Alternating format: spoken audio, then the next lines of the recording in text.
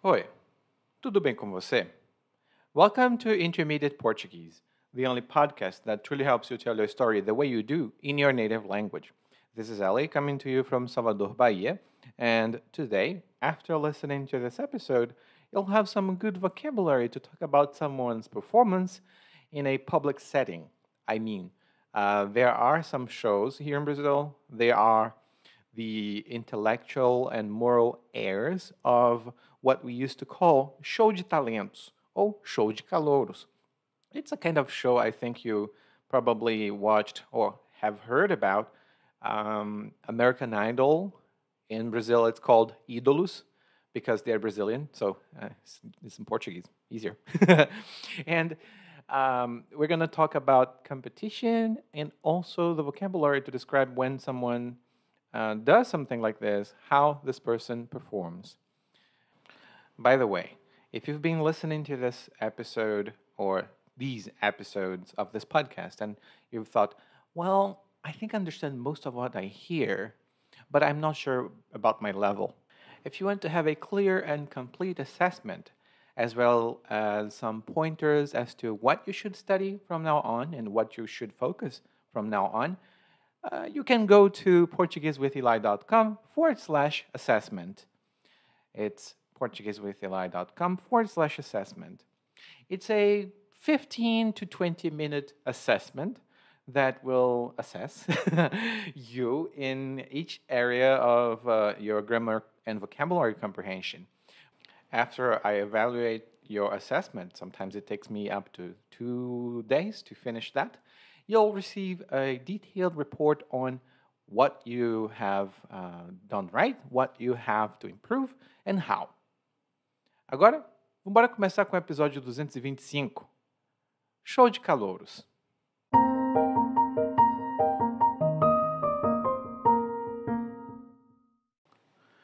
Quando eu era pequena, achava o máximo aqueles programas de calouros.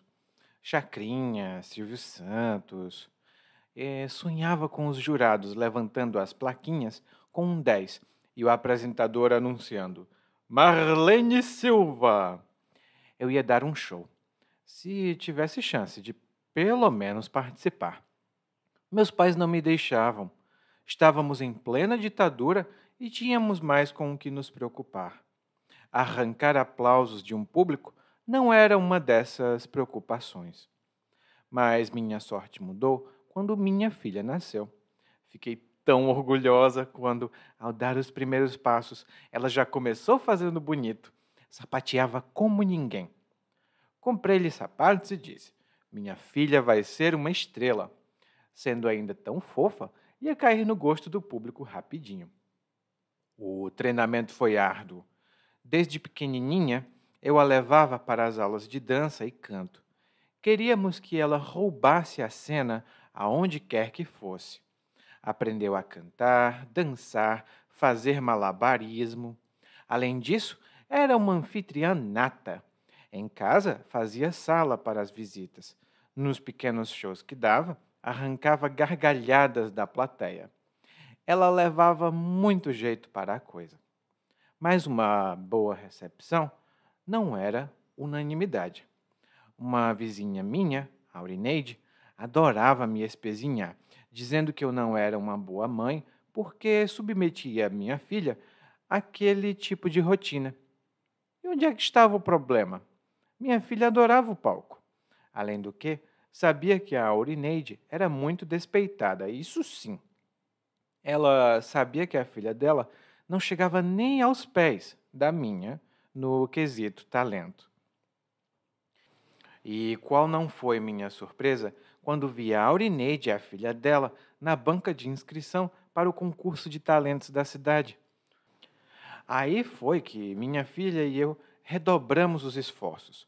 Ensaiamos dia e noite o número de minha filha. Ora eu fazia o papel de jurado comovido, ora de jurado indiferente, para ver como minha filha se saía. E ela tirava de letra todas as vezes. Até que chegou o grande dia. Minha filha foi impecável. A filha da Aurineide foi meio assim. E, quando terminou seu número, o público bateu palmas, mas foi meio morno. E aí foi que veio a surpresa. Os jurados disseram que houve empate entre a minha filha e a filha da Aurineide. Que disparate! Minha filha demonstrou toda a maestria de uma verdadeira vedete e esses imbecis dizem que ela foi comparável com aquela sem graça da filha da Aurineide. Ah, mas a gente não vai deixar isso barato. Agora é vale tudo. Ela vai ver.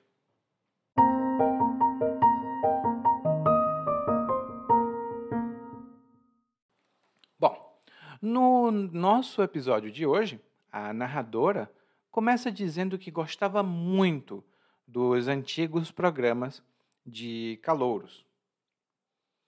E isso é bem brasileiro, tá? Até hoje nós temos programas de calouros, só que eles mudaram de nome. E esses programas eram programas de TV, geralmente, muito antigamente, eram programas de rádio, em que os participantes faziam uma apresentação artística. Eles cantavam, dançavam, faziam alguma coisa para mostrar talento. Em geral, essas pessoas eram amadoras, elas não eram profissionais.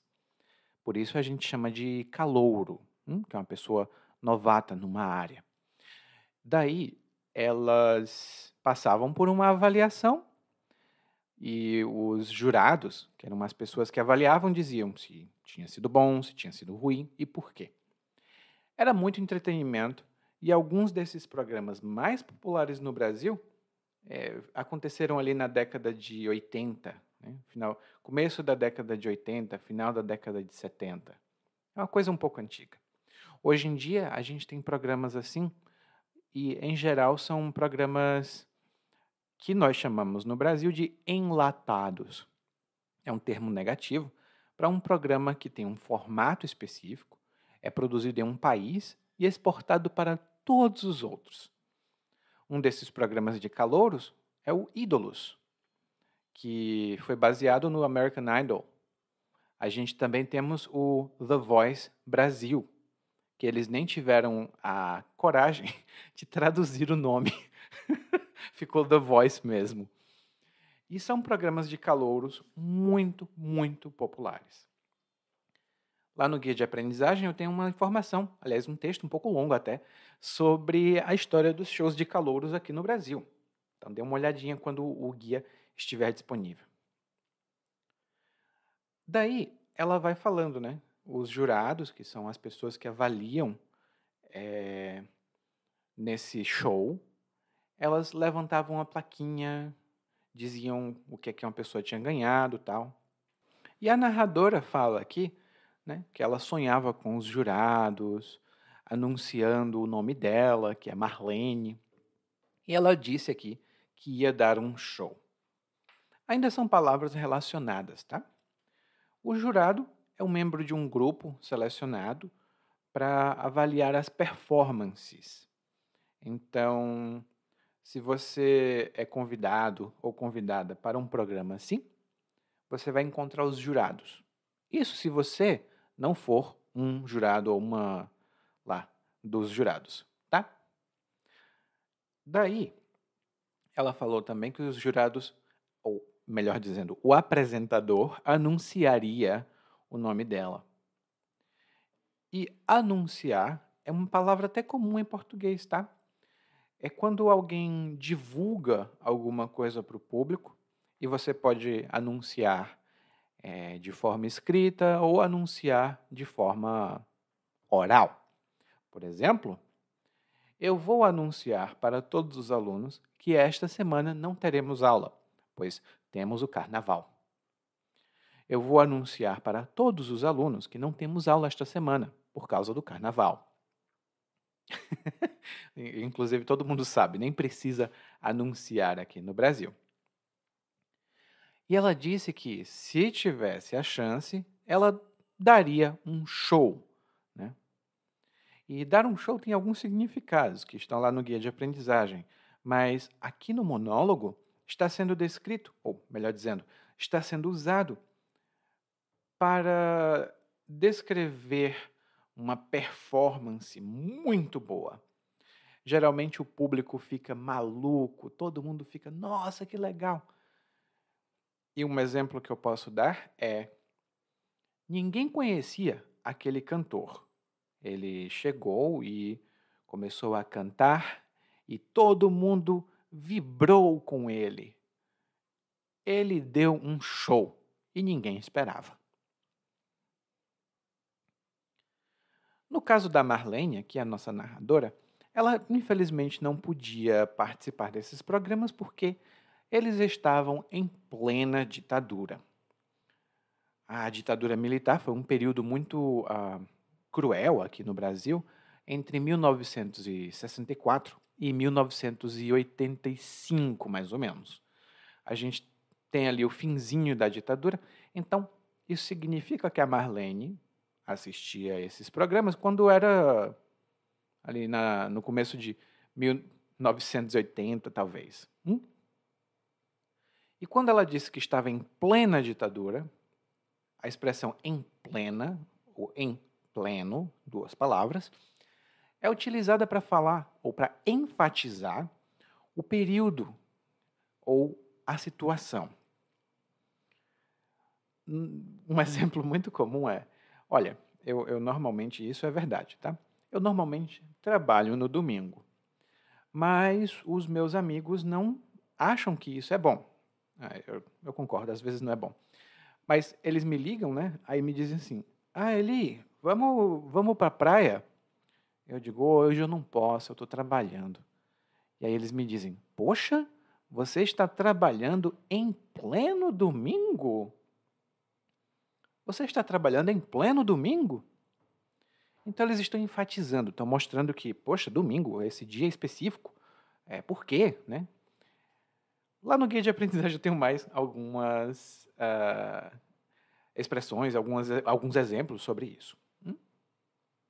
Bom, como eles estavam em plena ditadura, e não faz muita diferença de significado dizer em plena ditadura ou na ditadura, tanto faz, só a ênfase que é diferente. A família da Marlene realmente não se preocupava em arrancar aplausos do público. Provavelmente você já conhece a palavra arrancar, que é você extrair ou tirar com violência, como quando a gente arranca o dente. Não, eu não arranquei o dente, foi só uma demonstração. Mas quando a gente fala num contexto de performances, né, quando você arranca uma emoção ou uma reação, isso significa que você provoca uma reação forte e imediata. Por exemplo, o comediante fez um comentário bobo e arrancou risos do público. O comediante fez um comentário bobo e arrancou risos do público. Ai, gente, tem algumas coisas, né, que arrancam lágrimas. Elas arrancam um choro, né, as lágrimas das pessoas. O Titanic, ou Titanic, o filme antigo, eu sempre, quando eu assisto, eu choro. Eu digo, nossa, eles deviam ter ficado juntos. Então, aquele filme sempre arranca lágrimas de mim. Bom, daí a narradora diz que as coisas mudaram, especialmente quando a filha dela nasceu. A narradora aqui diz que a filha dela, quando começou a andar, já fez bonito. Ela sapateava como ninguém. Olha aí, para uma criança mal começar a andar e já sapatear é um talento muito bom, né? Ela tem muita agilidade. Daí, nós temos aqui duas expressões. A primeira delas é fazer bonito. E quando alguém faz alguma tarefa de maneira muito boa, geralmente impressionante, a gente diz que essa pessoa faz bonito. Por exemplo, como eu ia participar no The Voice Brasil, pratiquei canto todos os dias, porque queria fazer bonito. Ou seja, eu queria cantar muito bem, ter um excelente desempenho naquela performance e mostrar para as pessoas que eu tenho talento ou habilidade. A gente também tem um contrário. Se alguém faz bonito, também pode fazer feio. E lá no guia de aprendizagem eu tenho algumas notas sobre isso. A segunda palavra que a narradora utilizou aqui foi sapatear. E sapatear é dançar sapateado. É um tipo de dança onde o dançarino ou a dançarina usa alguns sapatos especiais. Eles têm umas coisinhas no fundo do sapato que quando eles dançam, o sapato faz barulho. Ele vai. Claro que não com a boca, faz com o pé. E tem sapateadores e sapateadoras assim excelentes. É muito interessante, muito bonito de se ver quando uma pessoa sabe sapatear. A narradora comprou sapatos para a filha dela e disse: Minha filha vai ser uma estrela. E, como a filha dela era pequena, fofinha e muito talentosa, a narradora disse que a filha dela ia cair no gosto do público rapidinho. E aqui temos mais duas expressões para falar sobre talentos, shows de talentos e também sobre competições. A primeira delas é a estrela. E a estrela é um termo que a gente utiliza para falar de uma pessoa que se destaca em algum campo, geralmente de entretenimento. Nós temos as estrelas do rock, as estrelas do pop, as estrelas do sertanejo, por exemplo. Durante um tempo também se convencionou aqui no Brasil chamar astro. Um homem pode ser um astro ou uma estrela, tanto faz, mas algumas pessoas fazem uma distinção. A outra expressão é cair no gosto. Alguém cai no gosto de outra pessoa ou de um público.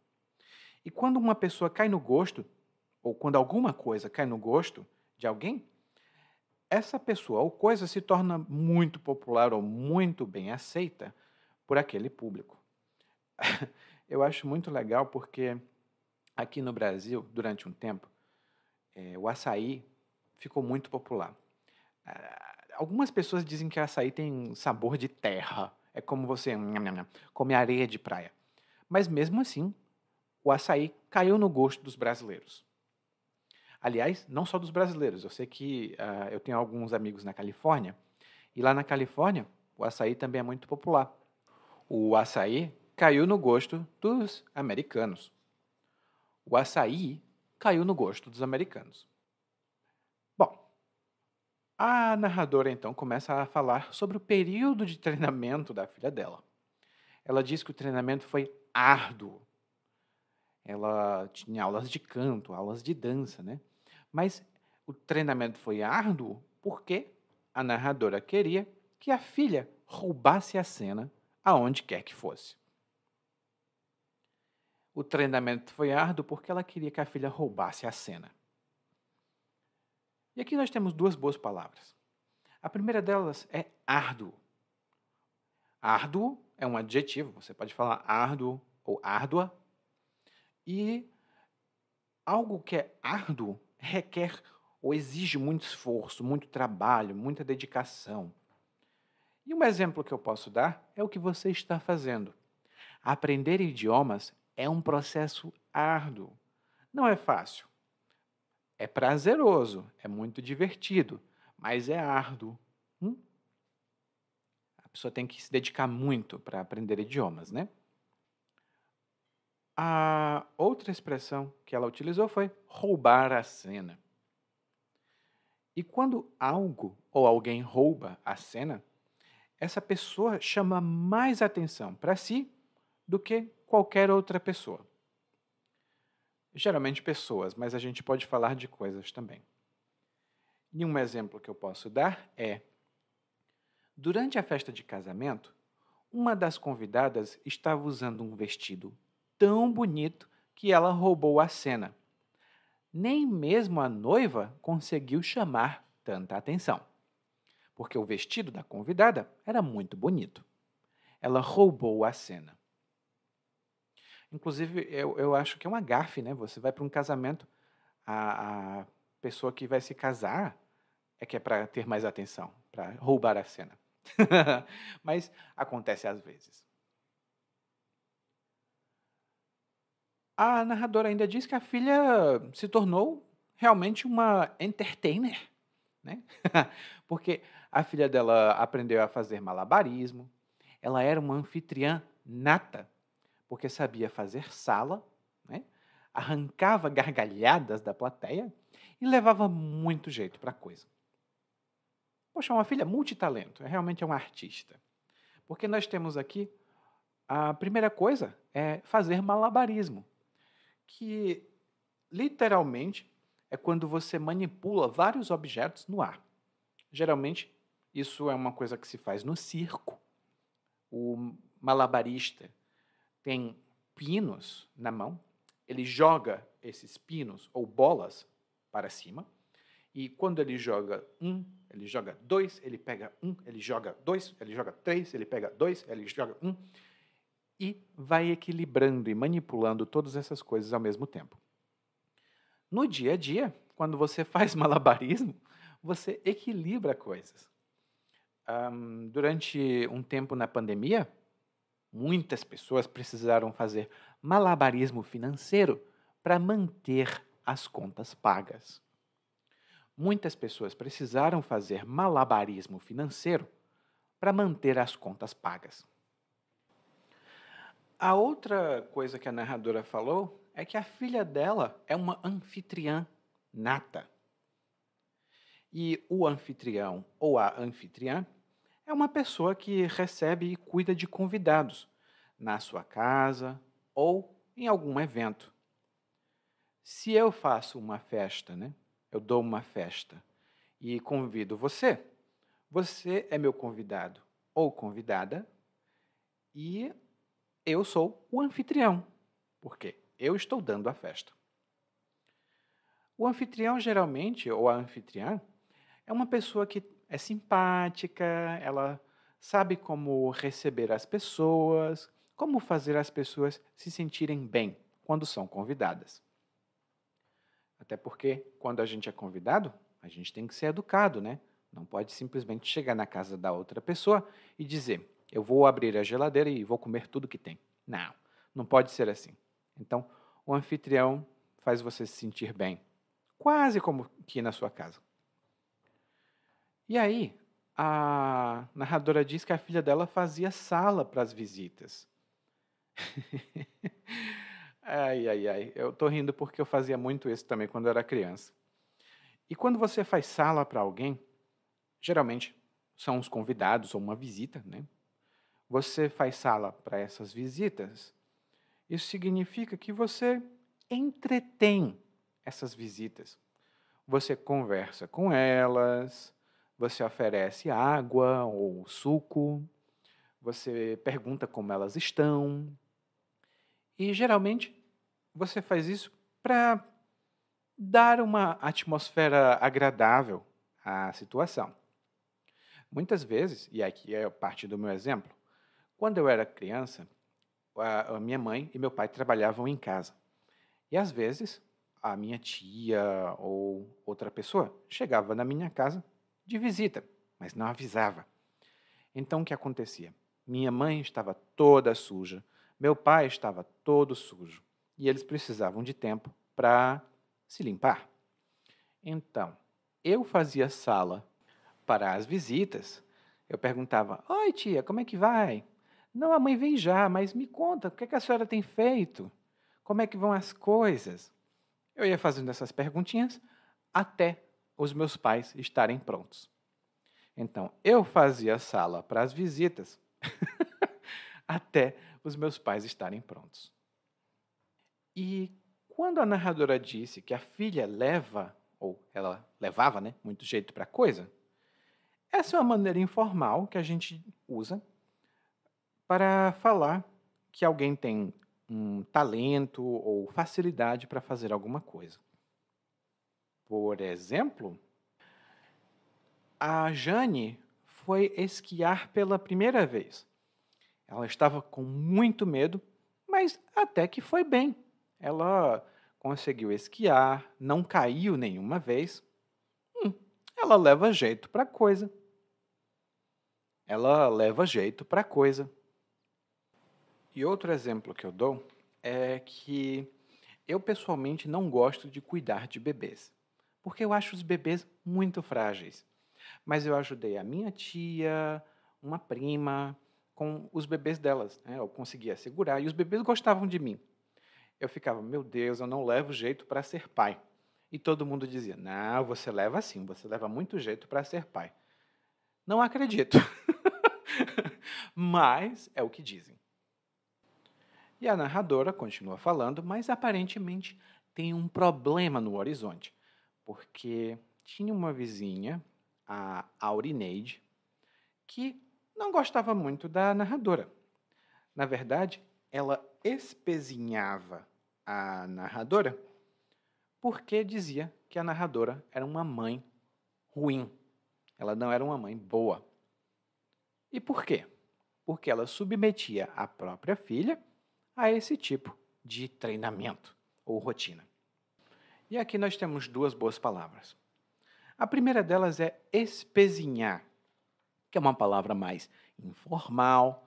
Eu não vejo muito essa palavra na escrita, mas eu escuto às vezes de alguns vizinhos que falam, especialmente as pessoas mais velhas. As pessoas mais jovens aqui no Brasil, infelizmente, especialmente aquelas que usam muito a internet, não têm um vocabulário tão variado. Isso é uma coisa que você vai perceber. Mas para as pessoas mais velhas, e aqui eu digo 35, 40 anos, já é considerado mais velho em vocabulário, essas pessoas conhecem a palavra espezinhar. Ou já ouviram falar. E quando alguém espezinha outra pessoa, essa pessoa trata a outra de maneira desrespeitosa, muito provavelmente porque ela acha que a outra pessoa está fazendo alguma coisa errada. É uma maneira de humilhar, de desprezar. E você pode espezinhar uma pessoa por algum motivo. Por exemplo, eu não gosto de jogar com o João porque ele é um mau perdedor e um mau vencedor. Quando ele perde, ele me xinga, ele fala palavrões comigo. E quando ele ganha, ele me espezinha. Ele fala coisas feias, ele me humilha, dizendo que eu não sei jogar. Por isso eu prefiro jogar sozinho ou jogar com outra pessoa, mas não com o João, porque quando ele ganha, ele me espezinha, porque acha que é um melhor jogador do que eu. Daí, a Aurineide, né, a vizinha, e aqui eu vou dar nomes, a Aurineide espezinhava a Marlene, que é a mãe e narradora, porque ela achava que a Marlene submetia a filha a uma rotina árdua demais. E submeter alguém a alguma coisa significa fazer essa pessoa passar por uma experiência ou um problema, uma situação negativa, e geralmente de forma obrigatória, ou então forçada. E alguns exemplos a gente vê até na mídia, né? Hoje em dia, muitas empresas submetem os seus empregados a todo tipo de humilhação. Eu lembro de uma empresa, aqui no Brasil, que fazia com que os empregados dançassem umas dancinhas assim, um pouco humilhantes, para gerar engajamento nas redes sociais. Então, a empresa submetia os funcionários a esse tipo de tratamento. Eles diziam: olha, ou vocês dançam para ganhar curtidas nas redes sociais, ou vocês estão fora. Bom, eu não me submeteria a isso, até porque eu não sei dançar. E se uma empresa tentasse me submeter a isso, eu sairia. Eu não me submeto a esse tipo de coisa. E talvez você conheça essa palavra submeter como sujeitar. Tem uma leve diferença entre as duas, tá? E estão lá no guia de aprendizagem, ambas as palavras, e algumas discussões a respeito. Porque a gente tem sujeitar e submeter, e se as duas fossem o mesmo significado, elas tivessem o mesmo significado, seriam uma palavra só. Aí, a Marlene diz: Poxa, eu não estou submetendo minha filha a nada. Ela gosta do palco. E o palco é o local onde os artistas se apresentam, né? Então ela gosta do palco. Além do que, a Aurineide era uma pessoa despeitada. Porque a filha da Aurineide não chegava aos pés da filha da Marlene. Opa, temos aqui uma rivalidade? A primeira coisa que nós temos aqui é que a Marlene acusa a Aurineide de ser despeitada. E uma pessoa despeitada, né, masculino é despeitado e uma pessoa despeitada, é uma pessoa que tem um sentimento de inveja ou ressentimento contra o sucesso de outra pessoa ou a felicidade. Por exemplo, eu fui a primeira pessoa a comprar um computador na minha vizinhança. O meu vizinho, que era um despeitado, disse: Eu não confio nessas máquinas, não. Elas podem dar defeito, podem parar de funcionar. Eu não queria um negócio desse na minha casa, não. Ele está dizendo isso porque ele é despeitado. É aquele negócio. Quem muito reclama, quer comprar. E lá no guia de aprendizagem eu vou colocar esse ditado: quem muito reclama, quer comprar. Mas deu para perceber que o vizinho fazia comentários negativos não porque ele não quisesse o produto, ele queria. Mas ele não queria dizer isso abertamente. Então ele fez comentários negativos, porque ele é despeitado. Aí tem tanta gente que fica despeitada com as outras por motivo bobo, né? Eu lembro de uma vizinha lá, muito tempo atrás, não vou dar o local, mas tinha uma vizinha que era super despeitada porque lá em casa todos os filhos gostavam de fazer alguma atividade. Geralmente uma atividade artística ou então de estudo. Eu, por exemplo, estudava bastante, o meu irmão trabalhava muito bem com marcenaria, meu outro irmão é um lutador muito bom e minha irmã é muito esperta, muito inteligente com administração. Então, uma vizinha era despeitada com a minha mãe, porque ela achava que os filhos da minha mãe, ou seja, nós, éramos mais talentosos do que os filhos dela. O que é uma bobagem, né? Mas gente, é tudo maluco. Né? Bom, e a narradora diz que a Aurineide é despeitada porque a filha da Aurineide não chegava nem aos pés da filha da Marlene no quesito talento. Temos outras duas expressões aqui para comparar. Né?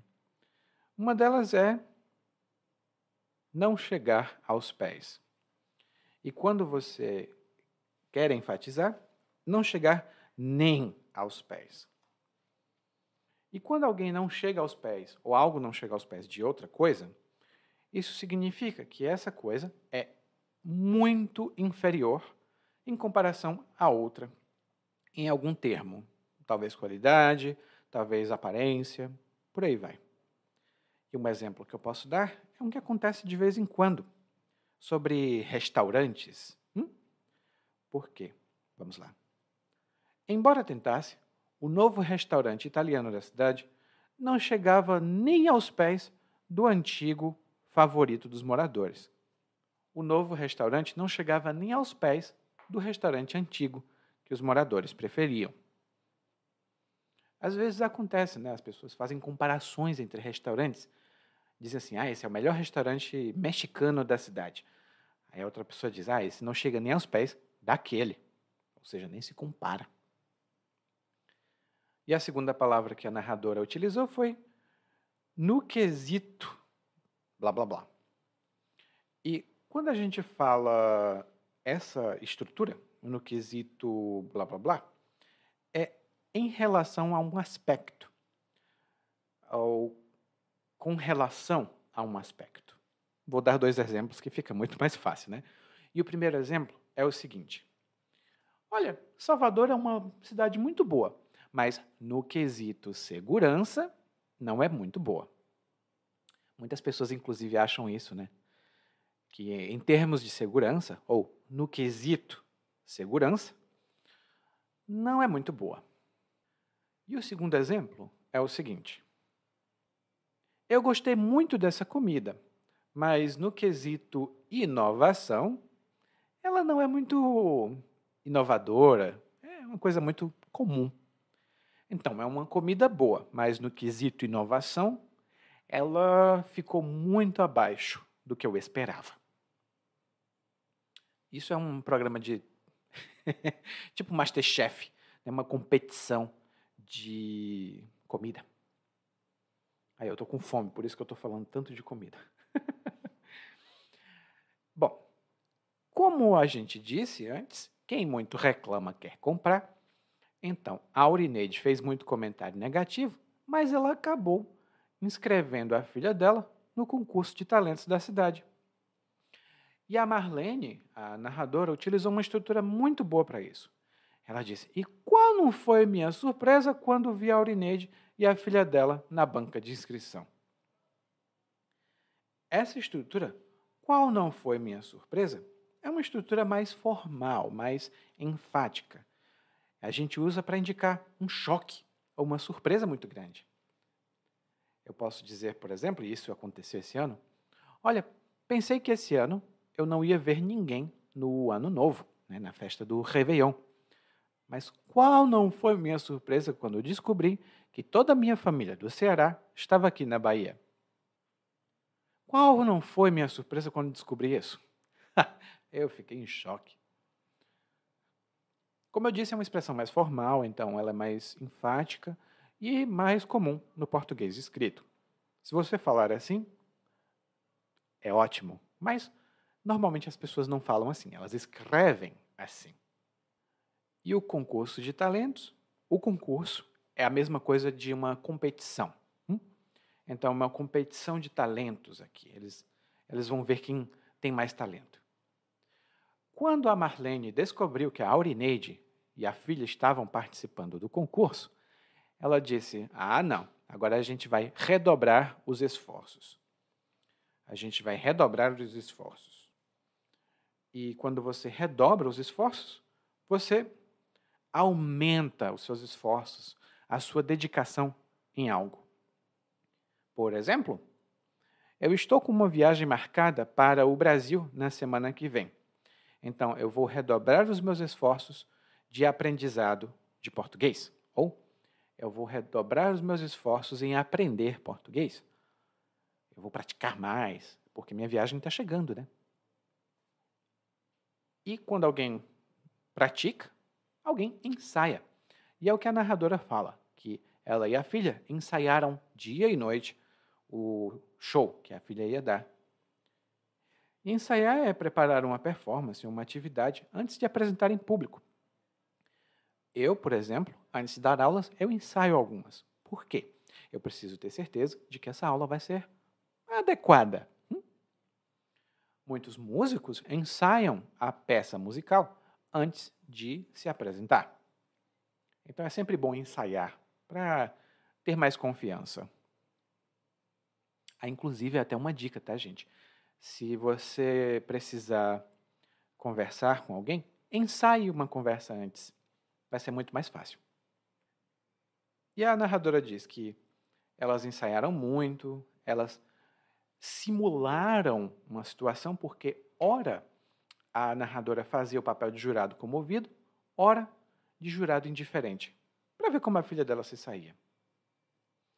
E esse ora, blá, blá, blá, ora, blá, blá, blá, é uma maneira que a gente usa para alternar ou para apresentar alternância. Eu posso dizer também, em um momento acontecia isso, em outro momento acontecia aquilo. É como em Salvador. Ora chove, ora faz sol, mas é difícil ficar estável. Bom, a narradora diz então que elas ensaiavam, né, praticavam bastante, e a filha tirava de letra. Todas as vezes, ela sempre saía bem. E aqui nós temos duas boas expressões. A primeira delas é sair-se, ou se sair, como eu falo normalmente, que é difícil para um brasileiro falar sair-se.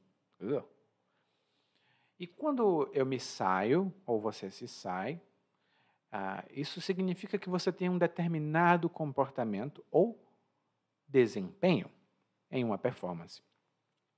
Geralmente a gente tem um complemento.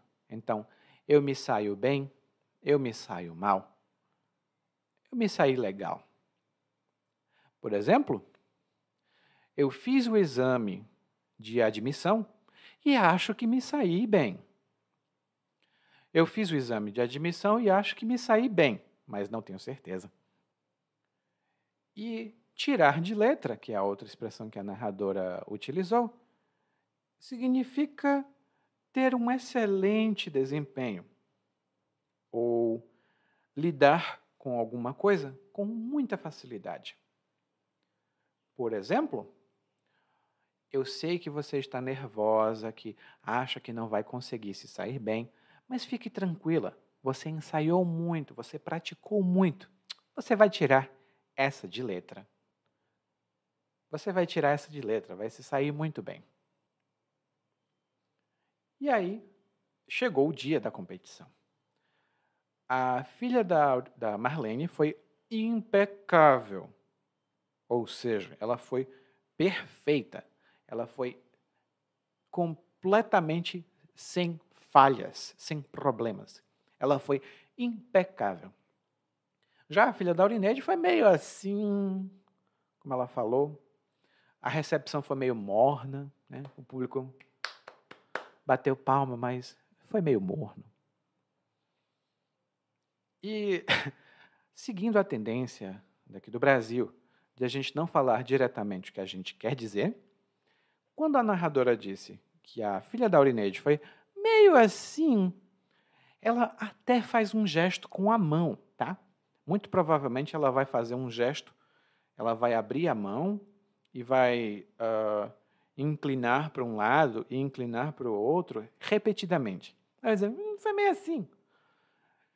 E isso significa ela não foi bem. E vai depender do contexto. Se alguém fala, por exemplo,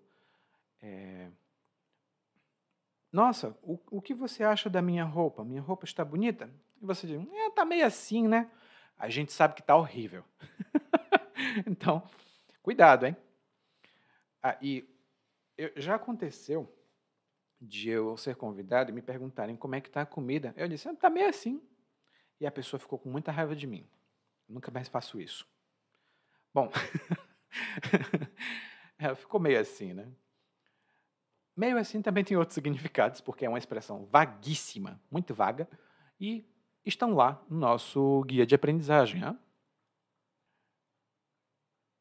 E quando algo é morno, e aqui nós estamos falando da reação, da atitude, do comportamento de alguém, isso significa que é sem entusiasmo, sem energia. Um exemplo que eu posso dar é: eu gosto muito de escutar os CDs dessa artista, mas quando eu fui para um concerto mesmo, ao vivo, foi meio morno, não foi muito divertido, não. Eu acho que eles fazem alguma coisa com o CD que não fica morno como no show. E mesmo a apresentação da filha da Aurineide sendo meio assim, mesmo a recepção do público tendo sido morna, né? Foi assim, tipo... Mesmo assim, ainda houve um empate. E o empate é quando dois competidores ou mais competidores têm o mesmíssimo desempenho. Não tem nenhuma diferença entre um e outro, e eles precisam fazer outra competição para ver quem realmente pode ganhar. Isso acontece muito em futebol. Se um time marca um gol, o outro time marca um gol, isso é um empate. Lá no guia de aprendizagem eu tenho algumas notas adicionais sobre isso, porque empatar também tem outros sentidos comuns até.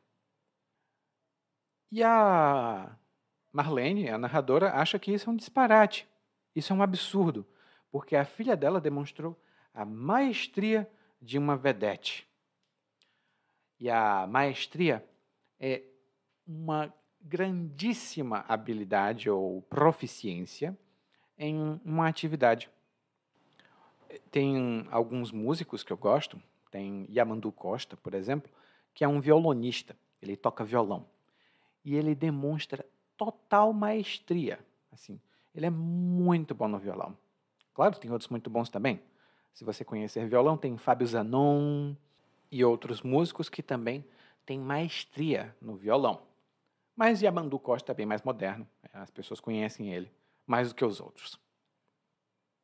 Bom, a narradora ainda insulta a filha da, da Aurineide, dizendo que a filha da Aurineide é uma sem graça. Uma pessoa sem graça é uma pessoa desinteressante, chata. Né? Se você descreve, esse sem graça é um cara muito desinteressante, muito. Você quer dormir, você fica com sono quando escuta esse cara falar. E depois disso ela disse: isso não vai ficar assim. Agora vale tudo. Ou seja, qualquer coisa é possível, não tem mais regras, não tem mais limites. Ela vai ver. E quando você diz que alguém vai ver, isso é uma ameaça, tá?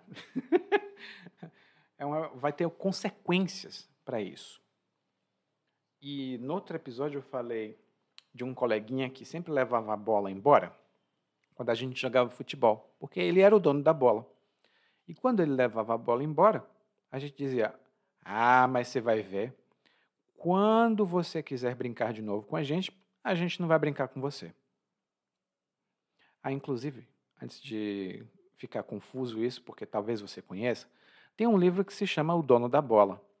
E esse livro existe porque isso era tão comum antigamente. A criança que era dona da bola geralmente tinha mais dinheiro. Então, com ela que decidia, né? Tipo, você vai ou não vai jogar bola comigo? E quando ela não jogava, ou quando ela fazia alguma coisa errada, a gente dizia: você vai ver, espere. O que é seu está guardado. Que é outra ameaça.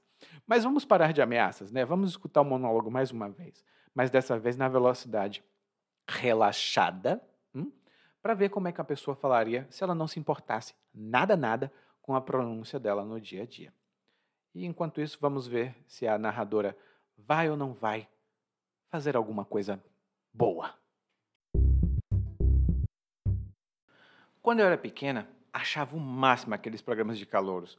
Chacrinha, Silvio Santos. Sonhava com os jurados levantando as plaquinhas com um 10 e o apresentador anunciando: Marlene Silva! Eu ia dar um show, se tivesse chance de pelo menos participar. Mas meus pais não me deixavam. Estávamos em plena ditadura e tínhamos mais com o que nos preocupar. Arrancar aplausos de um público não era uma dessas preocupações. Mas minha sorte mudou quando minha filha nasceu. Fiquei tão orgulhosa quando, ao dar os primeiros passos, ela já começou fazendo bonito. Sapateava como ninguém. Comprei-lhe sapatos e disse: minha filha vai ser uma estrela. Sendo ainda tão fofa, ia cair no gosto do público rapidinho. O treinamento foi árduo. Desde pequenininha, eu a levava para as aulas de dança e canto. Queríamos que ela roubasse a cena aonde quer que fosse.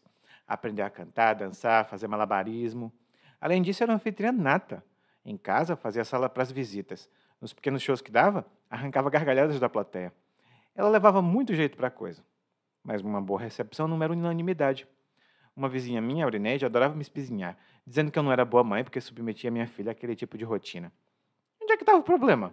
Minha filha adorava o palco. Além do que, sabia que a Aurineide era despeitada, isso sim. Ela sabia que a filha dela não chegava nem aos pés da minha no quesito talento. E qual não foi minha surpresa quando vi a Aurineide, a filha dela, na banca de inscrição para o concurso de talentos da cidade. Aí foi que minha filha e eu redobramos os esforços. Ensaiamos dia e noite o número de minha filha. Ora eu fazia o papel de jurado comovido, ora de jurado indiferente para ver como minha filha se saía. E ela tirava de letra todas as vezes. Até que chegou o grande dia. Minha filha foi impecável. A filha da Aurineide foi meio assim. E quando terminou seu número, o público bateu palmas, mas foi meio morno. E aí foi que veio a surpresa. Os jurados disseram que houve empate entre minha filha e a filha da Aurineide. Que disparate. Minha filha demonstrou toda a maestria de uma verdadeira vedete. E esses imbecis dizem que ela foi comparável com aquela sem graça da filha da Aurineide. Mas a gente não vai deixar isso barato. Agora vale tudo. Ela vai ver. Oi, tudo bem? Provavelmente você escuta nosso podcast há algum tempo. Bom, se não for o caso, eu me apresento para você. Eu sou o Eli, para Eliakim, e sou professor de português, responsável pelo podcast, pelo site portuguesewitheli.com, pelo outro site readbrazilianportuguese.com e muitas outras fontes de conteúdo para aprendizes de português que, como você, querem falar e entender o português brasileiro. Se você gostar desse podcast, você pode fazer uma avaliação do nosso podcast no Apple Podcasts. Você pode fazer a sua avaliação e isso ajuda muito. Obrigado.